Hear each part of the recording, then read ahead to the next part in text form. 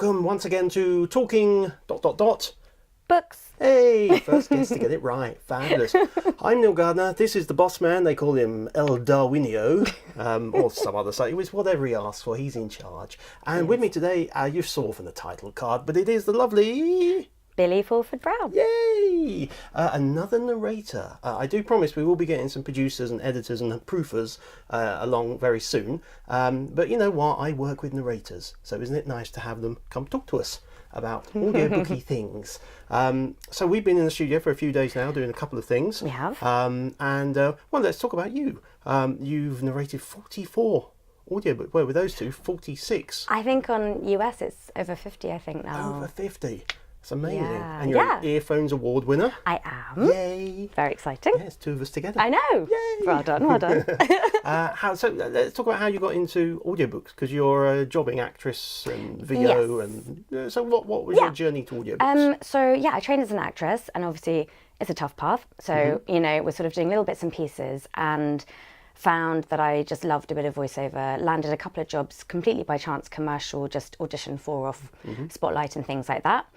Found a love for it, and then saw an advert for audiobook narrators. Oh, so an advert. Who was that? Who out there was that? Can I say? Maybe you can, of course. For the lovely B Audio, who Hello, were looking for new British narrators. Oh, fantastic. A few years ago. So I then auditioned for them and went through their process, and with home studio and getting all of the levels and all the, perfectionism of that, which is needed. So that was home, you set up a home studio? Home studio, yes. My lovely husband is a sound engineer. Ah, a superior kind of home studio. Very helpful, very useful.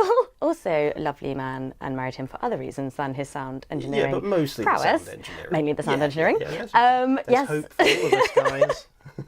And so then got a few jobs with B, and so that just started rolling slowly, and then just started picking up over the last few years. Yeah. So then about 3 years ago, you knocked on my door asking if you could also, because obviously you had a home studio, but you also had a need for a studio. Yes, also for using a studio and to work with you as well. Seen you done amazing things. But that was quite useful for me, because of course that introduced you to me, which meant I could then pitch you to people like Audible and Little Brown and everyone else. Yeah. So that kind of then moved you into full-time studio narration as well. Yeah, and you also introduced me to my wonderful agent, the lovely Susie. Lovely. Hi, Susie. Who is just fabulous. She's fabulous. And she's amazingly got me into a few studios in town as well. Excellent, yes. Which has been really lovely, and a change as well from working with US publishers. It's been really lovely to go into some London studios as well. So what would you say your kind of, your width, your breadth, what's the word I'm looking Height, for? Your box of clientele contains? What kind of people do you work for? So mainly Harper. So I do a lot of Harper books, but also, Belinda and Hachette and, all of, lots of people really. But yeah, I go into, Red Apple and all of those places in town, but also work with US publishers as well, directly. And that's more direct? That's much more direct, yes. So for those of us watching who mostly do UK-based stuff, is there any difference working directly for US publishers? Yeah, hugely. So you are the entire job, I guess. So it's a bit like an ACX thing. You're kind of also the producer and the business person. In a sense, you don't do the edit, but whereas with the UK one, I'll literally get sent the script, I'll do all of my prep and be ready. I'll go into the studio, I'll get through the book, and I'll leave, and that's it, because you'll have your producer with you, they'll be picking you up on fluffs and things as you go. Whereas with the US one, you are approached, you set your entire schedule, you have your deadline, but it's up to you to get it all done. Yeah. You need to send in a clean edit of, punch and roll or whatever you're doing, whether you choose to do an editor or use punch and roll or however you choose to do that. They will obviously do their proofing, but you will then get sent the corrections afterwards. So it's a longer process, and it's a lot more on you. If it's a London one, I just get sent the dates, I go in and I record and I go home. You are ostensibly, like most home recorders, the producer-director as well as the narrator. Yeah, true. Yeah. Okay, interesting. So are there different demands from the US, do you find, from the UK publishers? It's a weird one. I think... pronunciation must be an issue, because obviously you're British and presumably doing British set books most of the time. Yeah, they're all British. Occasionally, as I'm sure all narrators find, if you're doing accents, occasionally you are picked up, I find, more with the US producers. It's a lost in translation thing, isn't it? And that's fair enough. We have the same in reverse, don't we? I mean, the number of times I'm working with an American or Australian voiceover, particularly with Americans, and I'll say, "Oh, that's not how you say it," and they have to say to me, "But yeah, but that's how we say it." Exactly. And I think also, you know, if I'm doing a French accent, I might do it quite differently to a different British narrator. So it's a real. You've got to work together very closely, and the people I work with are lovely, and we're very lucky in that respect that everyone's very accommodating and thoughtful, and lots of messages fly around. Yeah, good communication. Yeah, both ways. 100%. You have to get everything set in stone really before you even start recording, which is lovely. But yeah, you do get, you know, sojourn. I didn't know that was pronounced sojourn until I started doing books. Yeah, that's a good. Well, as I say to everyone, doing an audiobook is a great way to learn words. You might come into it thinking you're the most literate person ever, but if you've never actually heard a certain word read out aloud, Mandy was saying this from our lovely man Bill from Doctor Who the other day, is that she just hadn't come across some of these words spoken out loud. She knew them, could tell you exactly what they mean, but just had never heard them spoken. Or you've got your own pronunciation in your head when you read the book, but you've never said the word out loud. No, and so you have to get on the Oxford Dictionary or whatever and get your precise pronunciation. And therein lies another trick. Where do you go for your pronunciations? Okay, so my main... maybe this is wrong. My main pronunciation source there's different levels of correct. Okay, Neil might correct me. I mainly go to Oxford dictionaries for my British pronunciations. And that is the English Oxford Dictionary. Yes, and the British pronunciations, not the US. And then for foreign words, I'm very lucky. My family, between them, speak fluent French, Italian, German, and a few others. So I will go to them, but also I will go on Forvo. Forvo, the thing I find difficult is for individual words, it's perfect, but the book we just did that had some Italian in it, depending on what comes next in the sentence, could change the pronunciation. Absolutely, it's phrases as well, and also I found one book particularly. The author wanted a very specific regional variant of Italian, and almost impossible to find. Yes, actually, exactly. I think ended up hunting down someone in the region through friends who could then record them for. But they actually came out with notes saying, to be honest, any Italian would work. Exactly. But the author wanted something local, so they tried to find me a spin. Yeah. And a couple of people actually use Google Translate now, which I find hilarious, but actually seems to have been improved. It has been, and I think for odd words it can work. I think also we're very lucky. There's some great Facebook groups out. You just Google voiceover or audiobook or whatever it is, and actually a lot of the time you just post the question, and that comes up with all sorts of things like military things or coordinates or all of that. If you can't find it somewhere, pop it in one of those groups, and somebody will have a Danish aunt or a husband who's in the military. I think it's a resource that it kind of reminds me of my days as a radio producer. Like, you have your little black book of contacts, and you hoard that list. You don't share it with anyone. But since we launched the Audiobook Creators Alliance, I've been thinking about putting together hoping we'll be building a resource of shared resource for members. So, for example, I've got some very useful contacts with military and history pronunciations. Really helpful. Who I could hoard to myself, but actually I got them through someone else, through lovely Barnaby Edwards. And lovely. They're wonderful people. They don't charge very much, and they're very fast. So why not share that with the rest of the community? Absolutely. And I think ultimately we all want the books to be read as they were written and pronounced correctly. And, you know, the author may be from a military background or not, but that doesn't matter. It should all be correct. As long as they've got the knowledge. Yes. And we obviously pay them for their time and make sure that, you know, expertise is rewarded. Yes, especially if it's heavy. If it's one sentence, you can probably get a friend to help. Yes, absolutely. If it's the whole book, I agree, it has to be done. Well, it sounds like your extended family could start a business with the That's just my immediate family. That's my immediate family. Yeah, and I've got family all over Europe and America and stuff. So it is useful, and you have to use who you know and what you know as well. Of course, particularly when prep time is quite low in most cases, unfortunately. So it's like you don't have time to sort of put a call out to the wild and wait 2 weeks for someone to get back to you. And I've been using, which Neil introduced me to, the wonderful voice memo on iAnnotate. Well, that again comes from Barnaby, the king of iAnnotate marking up. He's the king. And that has been my saviour, actually, because sometimes I will record the word, but sometimes I will actually just record the correct pronunciation I found on Oxford or something, if I'm still finding it a bit tricky and I want to listen to it a couple more times in the booth. And I think for me that comes from the difficulty, another issue that you find over phonetic alphabets. And obviously there is the standard, which I learned at drama school many moons ago and haven't used very often since, which one of my lovely publishers uses and I've had to reacquaint myself with. but then other publishers use their own. Absolutely. Sometimes an author will send in their how they would view it. Yeah, absolutely. And actually to have the recording of the word, whether it's from the Oxford Dictionary or it's from the author themselves, is just so much more useful than a phonetic spelling, and you can't work out what the emphasis is, or Well, again, this all comes back to that prep issue, which yeah. is the more time you can have and more access, particularly, I've said it time and time again, but particularly to the author. Yeah, or of hugely. course, if the author is sadly no longer available, then the editor of the book, someone who is an expert, who's worked through it word by word by word. We've recently been doing a series of Dorothy Dunnett books, and of course Dorothy's no longer with us, but there is a society who've written the most extensive guides on these books, and they've been available for emails and just quick checks That's on, great. because we're talking mid 15th century Scottish. It's Good. quite specialised. I don't even know where you start with that. I don't know how the guys have dealt with it. It's amazing stuff. You know, the three narrators have been incredible. But having that access, that kind of specialisation, but again, having the time to go, oh, there's a thing I found. Ooh, I can't work out how to do it myself. Where do I go next? do I go? And then Yeah. obviously that person you reach out to, having the time to do it in return. Yeah, and I think that's the thing. I've been very lucky with a lovely publisher recently I've been working with who is the second in a series of A Made Up World.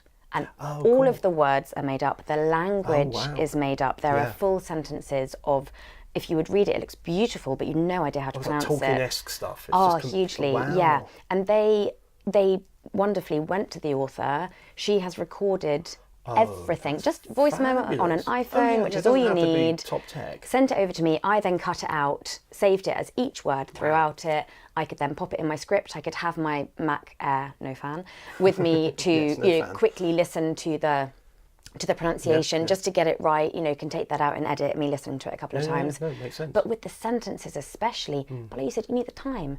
All our I'm now working as you must be every evening 6 till 10 is the US admin day in the evening. So you've got to be there to speak with them. And exactly. So like you were saying, you need that issue, time. You need that time to, like you were saying, get back to the publisher, who can hopefully contact the author, who can get back to the publisher and back to you. 8 hours behind. So you're time shifting and time shifting. We are time moving. It's just scary stuff being a narrator nowadays. It really is. It's right easier to read books, guys. Yeah. But it's rewarding. Fascinating. Actually, someone showed me a technique they had for that, for using audio clips, which is they bought on eBay a second-hand, I think it was a Galaxy Note, like those phablets, as they call them, like slightly larger mobile phones, but smaller than a tablet. Yeah. Sort of that sort of size, and obviously didn't bother putting a SIM in it. Just had it Wi-Fi enabled. Turned all this stuff off, so it doesn't do anything. It's basically a small tablet. Wow. And they load their audio clips onto that into like a playlist. You just listen through. And they can just literally have it next to the iPad. So instead of having to come in and out of iAnnotate and press the screen, they can just tap the little device. And it costs them 50 quid second hand on eBay, which is a really clever way of doing it. That's but very again, clever. what's fascinating is it's still them who had to go find the recordings, make the recordings, edit the recordings, playlist them, put them on the device. Yeah. It's a lot of extra work. It's a lot of work, but I think the weird thing is that you do that work because you want all of the pronunciations to be correct and not to have a million corrections. However, if you're not doing that work and you're not getting the corrections, that also fills me with fear, because what is going out? Yeah. And so what do you want to do? Do you want to spend your time doing the prep and getting it right first time? Absolutely. Or do you want to then have to go through and punch in all of these corrections, which I just find quite, especially, we just did corrections today for a book that I did 2 weeks ago, and I've done 4 books since then. Yes. So you've then got to go back into that world and the characters, and you've got to, and so that's quite hard. So it's nice to try and get as much right first time. No, absolutely. Yeah. And I think that also then comes down to, it's kind of turning into a how to do pickups interview, isn't we shouldn't. We should change the subject. But it's something we do here. We're doing a lot with these big projects recently, is when we do get to the pickup session, what I've done is I've then gone through, with the report that we get from the proofer, I've gone through all the audio, obviously fixed anything I can fix, because that should be done first. I mean, say you've got 100 pickups, probably half of them should be editable. So that's the editor's job. That's a whole other thing. We'll talk to an editor about that. It's me. I'll talk to me about that at some point. But then what's left is then you clip, turn into MP3s, get ready. So then when the narrator comes in to see me, basically we do listen and mimic. Exactly. So I play them the clip, they can hear the clip, they've fits got it written in perfectly. front of them as to what was wrong, and then literally you can bang through them really fast. It's much better, isn't it? Yeah, it's a much nicer Yeah. way of doing things. Yeah. Or if it's a distance person who's doing home recording for us, we can send it out to them. And they Exactly. don't have to spend hours trolling No, through the trawling script, through. which is a waste of everyone's It's time. so painful. Plus, I you can also think- remember the voice you've done, of Yes, course, and the I think tone prep you were in everything just seems to be the key. The prep of the script by the narrator, prepping the corrections, prep everything, because then actually your life's much easier. So that thing is like, I don't know. It's kind of, maybe it's a fallacy, but there's kind of a belief that certain sectors of the industry think an audiobook is quite an easy thing to do. It's like just, you're a professional, you can read, therefore here's a script, go in that booth behind the camera there and just record. No. But there is so much going on. It really is swan. Yeah, I mean, I literally gliding feet underneath thing. Doing I'm that. literally in the studio recording from 9:30 until 5:30. I go home, pick my little girl up, she goes to bed, have dinner. 7:30 till then you're back 10:30. onto I it. then work. I either prep the next book or I'm doing my admin, and that is It's heavy duty. pretty constant. Yeah. What's it like being a small business person? Physically in stature. Well, and difficult. inside of business. I knew I was going to fall into that trap. I didn't mean I to. am quite Hang on, short. hang on. I'll come down to your size. Tiny. Yeah, it's hard, isn't it? I mean, I think for the first few years, as many jobbing actors do, I did temping and I did all sorts to supplement because you've got bills to pay and everything. But it's stressful. I think it's really important to find ways to de-stress, whether that's sport or going to the cinema or whatever it is. Are you at a stage now where it's enough for you? You're getting enough work in. You're earning. I'm just starting to get to that point. What's that? About 4 years? Three and a bit years. That's pretty good. Yeah, it's great. I'm That's really amazing. happy and I'm going for it. I'm pushing and I'm contacting people and I'm getting to industry events and I'm 40, trying to 50 get... books in 3 years is a very good total. I mean, a lot of them seem to be romance. I said nothing about what I've heard this lady say through speakers and headphones. My parents might watch this. No, Don't listen to that. Yeah, I mean, I think I get a lot of the Victorian romance because of my voice, which actually I love it. Like, it's a bit of fine. escapism. It's good fun. I've learnt the word reticule and things I didn't know before. The history of Victorian boxing rings. Well, exactly, and club and- culture and what the word ton means. Ton, didn't even know that word. I hadn't come across that before I started doing audiobooks. I know, me neither. No, it's lovely. I mean, mainly most of my books are escapism, whether it's the young adult kind of sci-fi fantasy or it's the Victorian romance novels. But it's nice because they always have a nice ending and they always get together at the end and it's lovely. But yeah, there are lots. There's All a for the market US there, isn't there? market. For the US market, I think is more than the British. But they're lovely. It's Do you know what I fascinating, isn't mean? it? That there's this massive US market for British. But it's the British- history, British I think, isn't historical, it? Yeah. romantic, soft erotica. Obviously, there's Yeah. hard erotica, but soft erotica. Yeah. Romance, mostly romance with a couple of pages of naughty stuff. Yeah, And yeah. It is a ginormous market, and for Brits, it seems to be one that you can tap into as long as you either have a decent home studio or you can work with an existing professional studio at a price Exactly. point that works for that market. Yeah. Which is not a bad way of doing it. It means that, say, studios like mine can fill dead time. Exactly. But also editors and proofers get some extra work as Yes, well. which is really nice. And which is great. Yeah, and I think, that you just forget, don't you, how much the history of Britain is so interesting to people from all over the world. And actually the books are lovely because the people do their research, the authors do their research, and there is beautiful descriptive language of the buildings and the balls they go to and the customs and and actually, yes, there is always a bit of love in it and, a few moments. But That's what sells it at the end of it's the what day. sells it. So, hey. But, it's lovely because you do learn stuff from, my history is not great. I have to say I didn't even do it at school. So I've learned quite a lot from doing these books. Yeah. Let's hope it's all true. It's all true. All true. Everything in these books is very much fact-driven. Everything you read is always Absolutely. true, right? Yes, you can get from Southampton Harbour to central London by coach and horses in 2 hours. You really can. It's absolutely Even possible. today. Everyone says okay in Victorian England. Yeah, standard. Okay. But we love them. Be interesting to actually see some. Maybe there is a market for English authors writing historical US romance, Yeah. maybe Wild West stuff or Yeah, frontier. interesting. Maybe there is that out there. I don't even We'll know. have to look it up, won't we? Yeah, I don't know. Well, Cowboy. she's been BIllie Fulford-Brown. You can tell that because that's her.